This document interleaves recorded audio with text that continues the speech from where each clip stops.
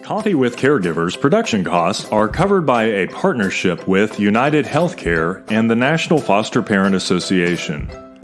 We receive no federal or state funding and depend on our constituents and viewers to help us achieve our goals to provide support and services that meet identified needs within our mission. We would like to welcome the viewers of Coffee with Caregivers to the family. The National Foster Parent Association offers several membership opportunities for individuals, child placing agencies, and state and local affiliates. You can join today or donate at nfpaonline.org.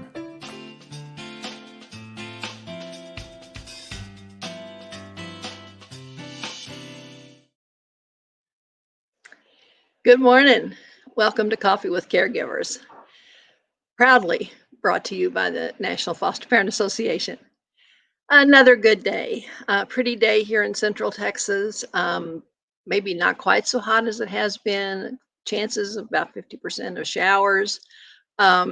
So that's a good thing because we need the rain. And so I hope it comes. I did want to say for those who really are suffering from fires and from the hurricane that came into Florida and Alabama, certainly our friends in California, Oregon, and Washington states, our hearts are with you. Not sure how people manage some of that devastation and fear, but know you're not alone. There are people all over this world and certainly all over this country that are praying for you and hoping that you stay safe, that your home stays safe. And for those who've lost so much, we're so sorry about that, and hope that the help that you need will be able to come sooner rather than later to help you get back on your feet. We're going to talk today with somebody who's just a really, really, really dear friend of mine and has been for many years. But she is not only my really good friend, but is also really talented in understanding how to be supportive of caregivers, because she is one, was one, and has worked in the industry as well as actually done the fostering and adopting, but worked in the industry as well. And I'm sure she'll tell you a little bit more about that when she introduces herself. So when I was looking at what are we going to talk about today as far as the quotes that I usually open the show with, and I came up with two. One I've used before, I think, but it fits today. Let me get my cheaters on here. And but first, I've had several people email me and ask if I would just go over real quickly a quote that I gave a week or maybe 2 or 3 ago now. I can't remember. Time goes way too fast for me. That people really loved, but can't remember exactly how it went. So I'm going to do that first. It was good, better, best. Never let it rest until your good gets better and your better gets best. And so that was a quote by Dolores Jackson Sanchez from Chicago, Illinois, that she passed down to her daughter, who is Associate Director of Pride Training for the state of Illinois. And that's how I learned about this wonderful quote from this wonderful woman. Okay, so this is kind of a long quote, and it's not attributed to anybody. It was listed as unknown. And so here it goes, but it speaks to our topic today. Parental guidance is provided. I drive to visits, to counseling, to doctor appointments. I buy clothes and toys. I watch dance recitals and soccer games. I conference with teachers. I tutor. I wipe dirty noses. I run the bath. I hear the prayers. I hug. I kiss. I rock. I scare away the boogeyman at night and the ones in the daytime too. Proudly, I watch them grow. Sadly, I watch them go. And though I may not be the real parent, I love to foster. When I saw that years ago, it hit me like a ton of bricks, because that described my life. in so many ways. And at the time, I was the president of the Texas Foster Family Association. And so we put that on the back of our t shirts. And I can't tell you how many times I'd be standing in line at the grocery store or Walmart or wherever, and I'd have that shirt on. And I'd get ready to move, or I'd be ready to walk away. I'd, finish with my transactions, and people behind me or somebody behind me would say, "Wait, wait, don't leave yet. I haven't finished reading your shirt." I, the conversations that were generated from that shirt to learn more about what did that mean. Um, Served as a beautiful tool to not only recruit new families to be foster families, but to educate people about the realities of fostering. And so I think it's just a wonderful, wonderful quote. And I wish I knew who wrote it, because they speak eloquently to just kind of the everyday life of fostering. And then the other one that goes with that, because anybody who fosters is I think duty bound to um, be this. And this is a quote by Vera Fahlberg, and she says every child deserves an irrational advocate, and they do, whether they're in foster care or not. Every child deserves an irrational advocate, somebody that will fight for them as long as they can fight for them, and advocate for them as long as they can advocate for them for what's right. That's what we do. That's what foster parents do. In today's world, that's what we do for those kids' families too, trying to figure out how to safely um, help those families reunify and become one again. And if we're really fortunate, build a relationship with those families that can be ongoing for years to come. I know we've got those that have gone on for, oh my God, 20 years already, with those families and those now adults who were kids back then. And I think that our guest will probably be able to tell you some of the same stories. But first, I want to introduce to you my cup today. And today it's not a coffee cup. I usually have my coffee cup, but I've already finished my coffee. And so I thought, you know what? I'm going to get out another container that I use quite often. And it's just this born and raised in Texas. I'm a proud Texan, and that's who I am. Um, but it's an insulated cup, so I can have hot cup and cold cup stuff in here. And as I was sharing with some folks earlier, um, I had some surgery back in November, and they said no more alcohol, Irene. And so I haven't had anything. And not that I was much of a drinker anyway, but the occasional alcoholic beverage. And so when we go now to gathering at the apartment complex where we live on Thursday evenings, it's a time when a lot of people have their alcohol drinks, and we have food, things like that. So this is where I take my fake sugar-free margarita that has nothing in it but flavor, and everybody thinks I'm drinking with them. So there you go. Sometimes these kind of cups can come in very, very handy. It does have water in it this morning, by the way. All right, now on to the best part of this program.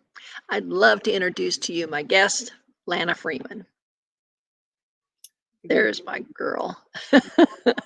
So good. Yeah.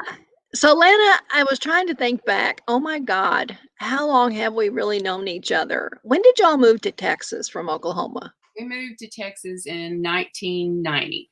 1990. January. Okay. So it was that year that I came to the very first foster parent conference for Texas. Right. So Right. how long? Pretty long time. And we've worked in advocacy work regarding foster care ever since then. Oh yeah. Every year in one way or another, either here in Texas on the National Foster Parent Association Board of Directors, which Lana was on for many years, and it just certainly gave me an appreciation for not only who Lana is, but for her whole family and her husband Steve, um, and the heart they have for helping others, not just kids, but everybody. Right.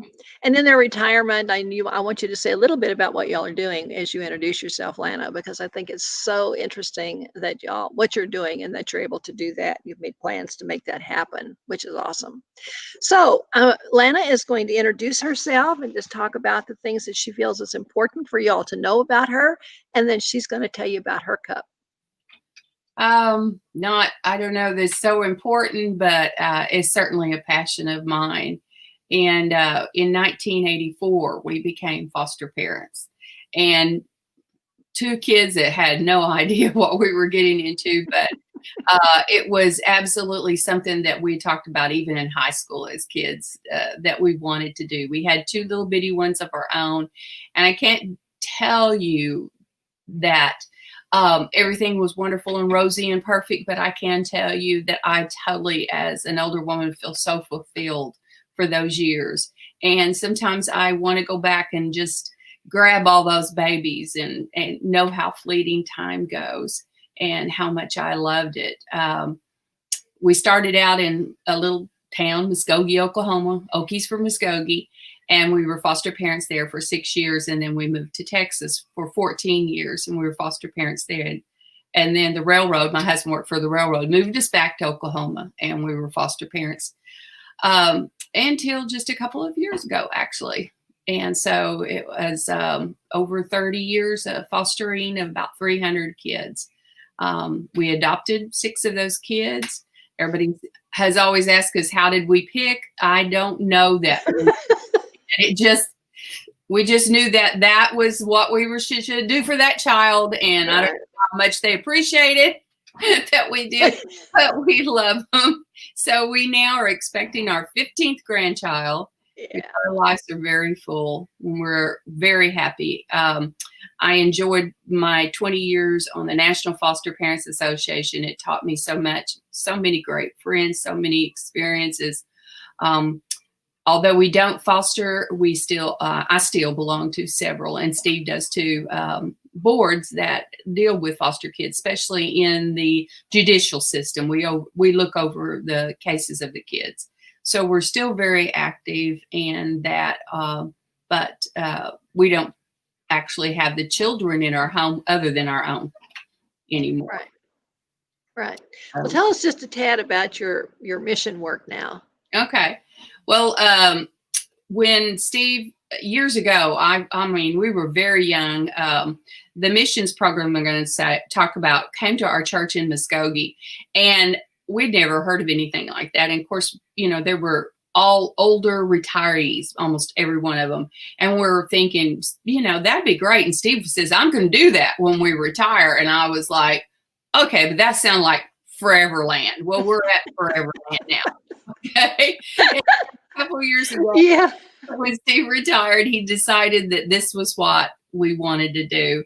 And so we travel all over the United States, and we, like if we've been to hurricane areas, and we repair churches and parsonages and church camps and children's homes, and even the places, I'm trying to think of the name, teen challenges, where there is people that come in that have had drugs and alcohol issues. We've gone in and rebuilt those. And then we go to churches that are in desperate need of help. And I'm not talking about necessarily us, but I just want to brag on this group. It's the U.S. Missions, RV Missions.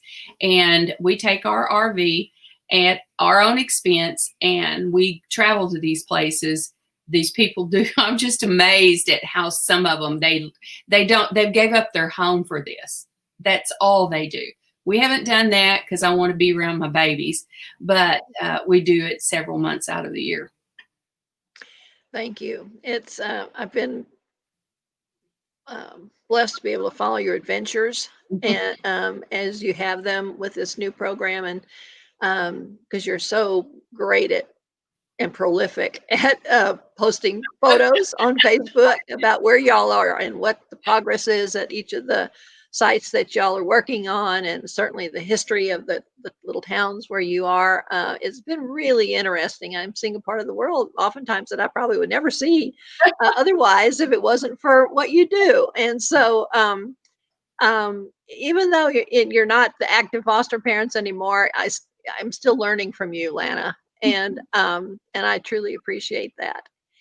But let's get into what we really want to talk about today, and that's the supporting caregivers.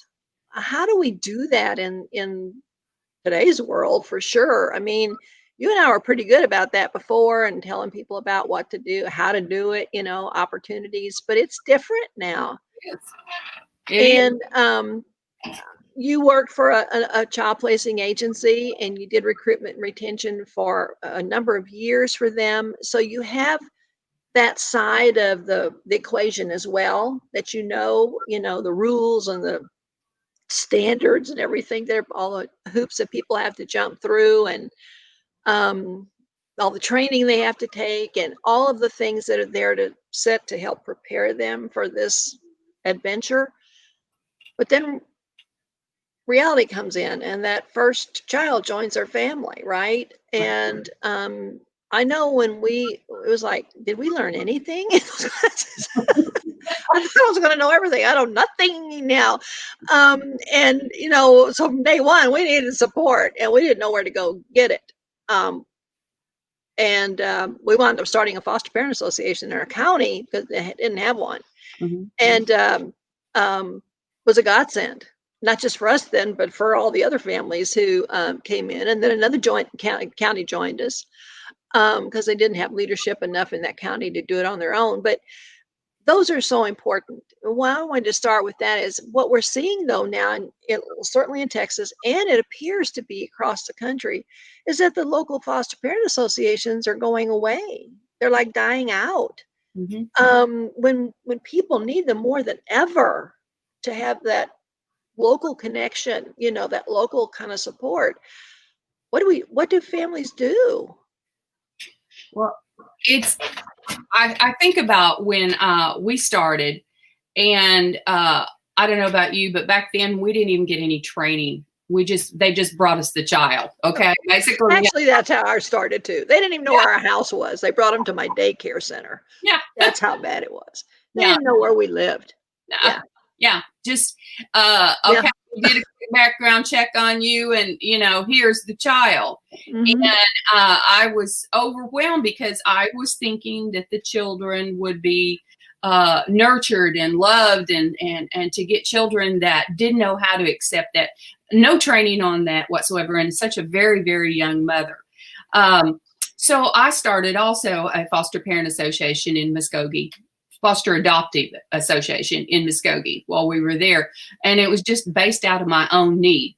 So when you're talking about, to me, what do we do now? Because this is a different generation, and it's very technically creative, where we were challenged. They were very creative. They know how to do this. They've been to all of the Skypes and Zooms and everything that they, all of these companies have that have just popped up out of nowhere. So I expect that there's going to be a lot of people that are going to be doing this because it is out of their own need.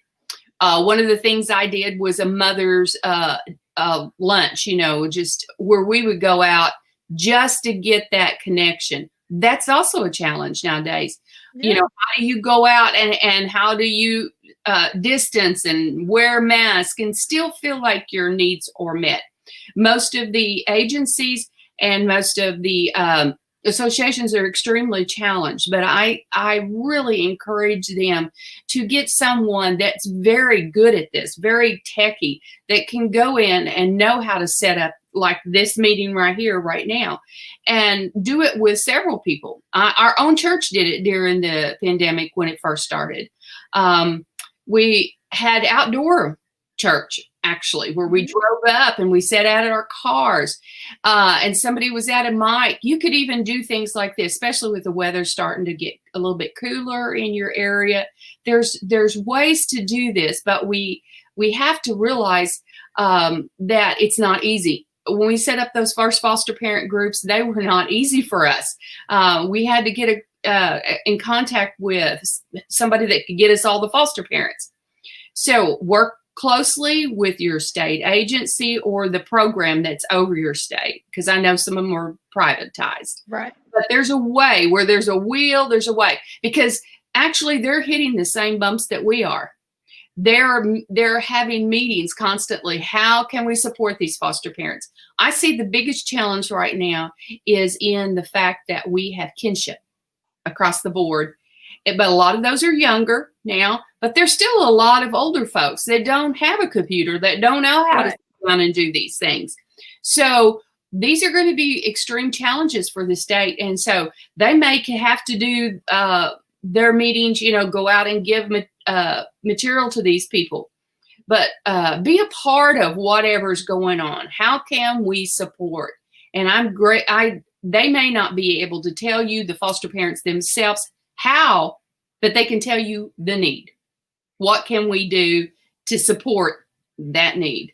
And if it's, that we have to do it virtual right now, then let's do it virtual. If we can meet in distance in a mask, like I told you, Steve and I belong to a group that we meet at the courthouse and we go over the court records. And for months that's been closed to us because there's such small spaces. But we're having to be challenged by because these kids are worth it to me.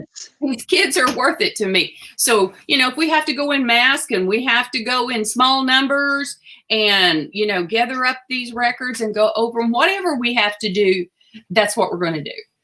So, that would be my first.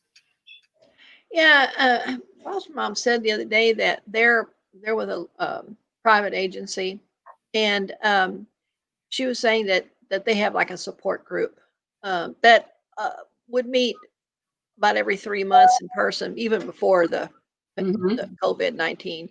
But then the rest of the time they did a virtual type of get together because everybody's schedules were busy anyway, and they were all off running errands and carting kids around all the time, or somebody was blowing up, melting down or whatever, and so they would do that so that they would have that support. And it's like it's usually the mothers, but sometimes dads got on there too if they were available, kind of because it just needed to talk things through, laugh with each other, cry with each other, whatever. Well, she said that they're still trying to do the virtual stuff, but they just were missing that human contact, even if it wasn't physical, but that just looking into somebody's eyes and really seeing the expression in them and that sort of thing, Yeah. And so they did a picnic where everybody brought up their own picnic stuff and their little whatever they were going to use. If there was a quilt on the ground, or if it was a little table they were going to set up, whatever it was, or out of the back of their vehicle or whatever, to somebody that had a very large lot by their home, kind of not rural, but sort of out a little bit. And so they just distanced in their vehicles, backed their vehicles up. And so then each had their picnic, by their vehicle, and yet were close enough that they could visit with one another across, the area in the middle. And she said, it was good for the parents. It was good for the kids. Some of the kids didn't understand why they couldn't run and play, but they had some games that they were able to play where you just would raise your hand or holler out the answer or whatever, so that everybody could feel included. And she said it was just one of the best 2.5 hours they had spent this whole first half of this year, because they felt connected again.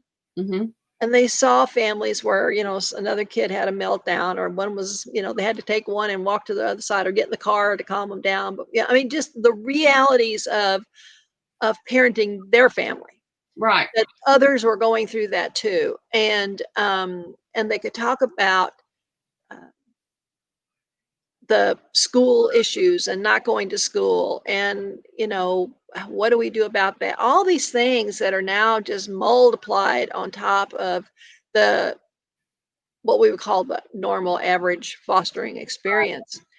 And so I think there are things that people can do. It's just kind of thinking creatively to see what might work. And they're planning, they said they were going to plan another. And I was looking for that email and I cannot find it to save my soul. So I don't know what I did with it, but I'm hoping to, because I can't even remember what state she was in. But you know, that they were going to try to do another one because people are asking for it, and they figure they'll have a bigger crowd the next time because they're all sharing. Well, why didn't y'all show up? This was the best thing we've done in Absolutely. months, you know. So it just it takes somebody to take the initiative, oftentimes, to get these things started. And like for you and I, we showed initiative early in our fostering careers because we knew we needed help and we needed support. And so we started foster parent associations. Not everybody's going to be able to go out and do that, and I understand that. But they can do something, right? That might be unique and different, and be helpful at the same time during this time. Um, you know, I know that some kids are going back to school now. At least in Texas, they are. It's not virtual now; they're back in the classrooms. It's different in every state. So as we talk to our audience, you know, they're experiencing still being parents at home with kids being trying to educate them. Others worrying about are they going to be safe at school? You know, all of those things that are on their minds. But I, how we support uh, these families that are still homeschooling their kids, I think, is a big deal too, because you can only stretch yourself so thin. I mean, it's you just the bandwidth isn't there if mama's home and there's 5 or 6 kids getting educated, Right. right? Right. By different teachers, different campuses, different expectations, different everything. Um, and you know, first we were just focusing in on the, oh my God, you know, there's no computer in that house, or there's one computer in that house, and how are we going to do that? How do we get more computers? How do we get whatever we have to get? Where do we? And we didn't even think about the bandwidth of the person who's supervising all of that, and trying to maintain a household at the same time, right? Because they still have to cook the meals, do the laundry, fold the clothes, you know, clean the bathroom. All that still has to happen.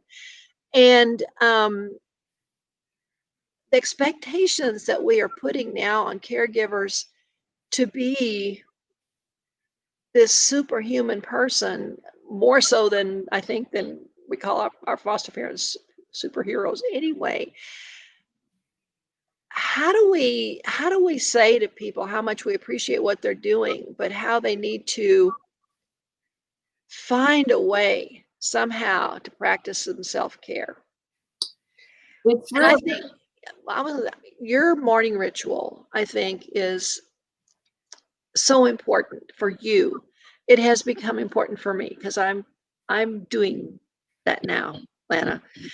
And it has made a big difference for me in how my whole day goes. Absolutely. But absolutely. it's hard to have all of these things that are in that you've got to get done, and your responsibilities and what the teachers need, and how you have to be standing there and making sure the kid's not is at least looking, paying it some kind of attention. All that stuff, to put it somewhere for a period of time and find peace within Mhm. yourself. I So found would you talk a little bit about how important that is? I found years ago when I was kids, had so many children, because like so many families, we're not just foster parents, we were group home. And we had anywhere from 10 to 12 kids. Well, that's crazy person. Um, but the fact is, families did that years ago. Okay. My grandparents, they had many kids, and it's never easy. And with these children, it's even harder because they have special needs a lot of times. And I'm thinking about when you're talking about this, with the children and trying to educate them, and not only educate them, but also meet you're meeting their professional needs. We're never equipped to do all of this. But my own morning of getting up and spending some time with God to meet the challenge of the days was real important to me, so that I could do what I needed to do. And kids, for the most part, love that.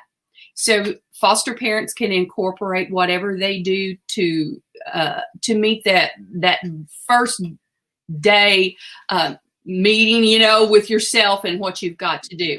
I was thinking about what you were going through as far as education, and one thing came to me that there was a neighborhood. Now, I know that a lot of kids are still playing with their neighborhood, okay? You just can quarantine them so much, okay? But this was the most unique thing because they were not able to go back to school. So there was a teacher, and she would spend an hour helping to instruct the kids in that neighborhood.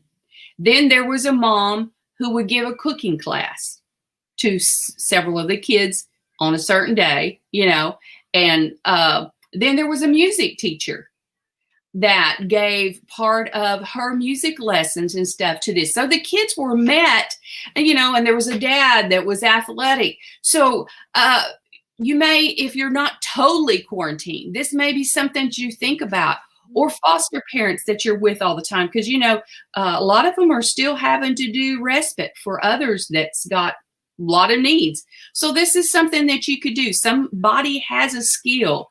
Somebody's equipped to do. Like if you told me to do algebra, I would just run out the door. I remember what it was, and I didn't like it back then. But there is somebody probably that you know has a really gift in that area. So that's going to be the challenge, is looking outside of the box. If you can't do it in person, why not do a virtual class? I love to can. That's just something that's old fashioned, that's gone away a lot, but I love to do it. You'd be surprised at the young moms, or even people my age, that want to go through this and have asked me to set up a virtual canning class. So why could you do this with their education? I can't do algebra, but I know somebody that can. But I could give them a skill also for their children for an hour. You know, asking retired people like me that retired from taking care of kids all the time, but I can give back in a class or whatever. You're just going to have to think outside the box. There are people out there that are willing and ready to help, but you're going to have to find them. Right. Because a lot of times they've not thought about what can I give doing this. They're just home. I know several ladies that are on our what we call post-adjudication review board that can't get out of the house. So I said, why don't we set up a virtual? I'll go to the courthouse. I'll pull the records. I'll read them to you. But we can do this all virtual if we have to, you know. So it's just finding the people that have the talents, are willing, because I mean, they're stuck tired of the house too. For sure. Yeah, to contribute. Everybody wants to, most people do want to contribute somehow. Right. You're right. So it's let's put that, you know, thinking cap on, right? Mm-hmm. And engage other people. And I hadn't even thought about that, Lana, about people in the neighborhood, and because they've got to be bored out of their minds as well, and being able to help, especially kids, might just be something that would engage them enough to, and would certainly help them emotionally as well, to feel needed, to feel wanted, you know, to feel useful, which oftentimes as we get older, we start to think nobody really needs us anymore. We don't have anything to offer anymore, right? We don't communicate very well with this younger generation. And in fact, we have the wisdom that they are going to need as they progress in life. So I think it's a really, really solid suggestion there that people can do, again, with a little bit of initiative, to get something like that rolling. I know you have a cup, and we didn't talk about that earlier. Will you want to just mention why you picked that cup? And there you go. Can you see it? I was a foster parent for this therapeutic agency. It no longer, sadly, is in operation, but I received several awards from them, and they loved on me. Sandy Brown was the director at that time, and she's also retired, and she was on our Oklahoma Foster Parent Association. A lovely woman that gave so much and contributed so much that every time I see this cup, I just smile because we hit some hard times. You know, if you know Therapeutic Kids, we had some difficult times, but I could count on the workers calling me right back and loving on me and loving on the kids. That's important too. Absolutely. Absolutely. Absolutely. So I think sometimes that's what's kind of missing. It's all, have we crossed our T's and dotted our I's, and we've got, maybe they can't be as close as they used to be. I mean, we felt like family, it felt like, and it doesn't feel that way for a lot of people anymore. Lana, our time is up, and I can't believe it because it goes too fast. Before we close with our cartoon for the day, that's COVID related, of course, any final words you want to say to folks on this episode? I just want to encourage everyone. I taught classes for years on recruitment and retention and how to get your needs met. But more, I missed out on saying is what we've talked about is taking that initiative. Look on your state, get on your computer and look up your state association. If they don't have something going, maybe you might be that thing that could start something for somebody. And so that is where there is the Foster Care Association of your state, your national organization that have so many trainings right now that are meeting so many needs. I put on the one yesterday on our Foster Care Association's Facebook page, and that's another thing is most of these have Facebook pages that is such a benefit to foster parents nowadays. But I put on the one about fetal alcohol and drug affected, and you can't believe how many got, oh, thank you, thank you, thank you, thank you, thank you, because we're all in this together. And I know you've heard this on the news, but we're separate. But the fact is we have to be really unique in how to not be separate. Right. Exactly. It's a challenge. Wonderful. Words of wisdom, Lana. That's what us old timers have. Oftentimes, and they still got a good use for us as well. All right, I think we're going to go to our cartoon. There it is. I probably need to get my cheaters back on here, make sure I can see that. Things you'll want for e-learning. So those of you that are still got your kids at home using that computer, the person who came up with these did a whole series of cartoons, and this one I thought was what you got to do at home. So you need a whiteboard where you keep track of your kiddos' login names and passwords. I mean, oh my goodness, just that alone, right? Then a soundproof dome for every member of your household. Because they get distracted over everything, right? I mean, oh dear goodness. I'm watching some of my grandkids go through this, and it's just like, how in the world are you doing this to my daughter-in-law?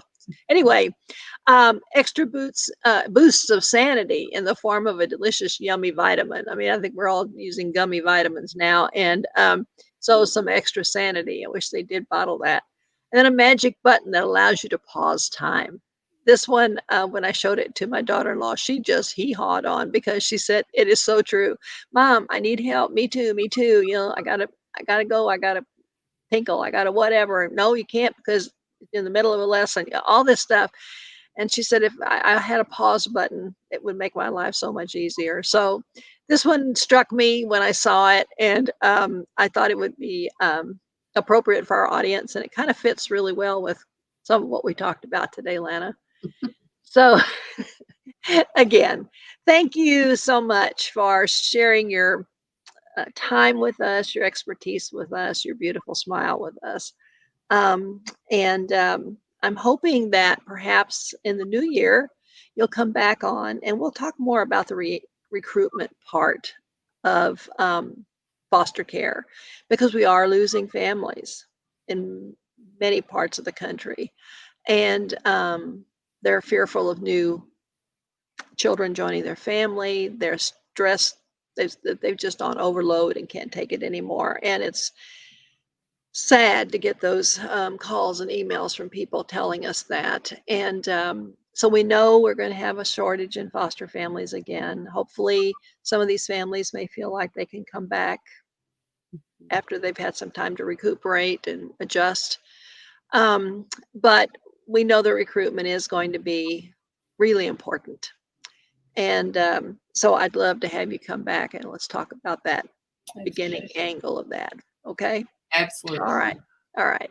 So again, thanks everybody for being on the show today. We really appreciate everything that you do every day for each and every child in your in your world. And so please stay safe and healthy. This episode is brought to you in partnership with our friends at United Healthcare. For more information about United Healthcare, please visit www.uhc.com.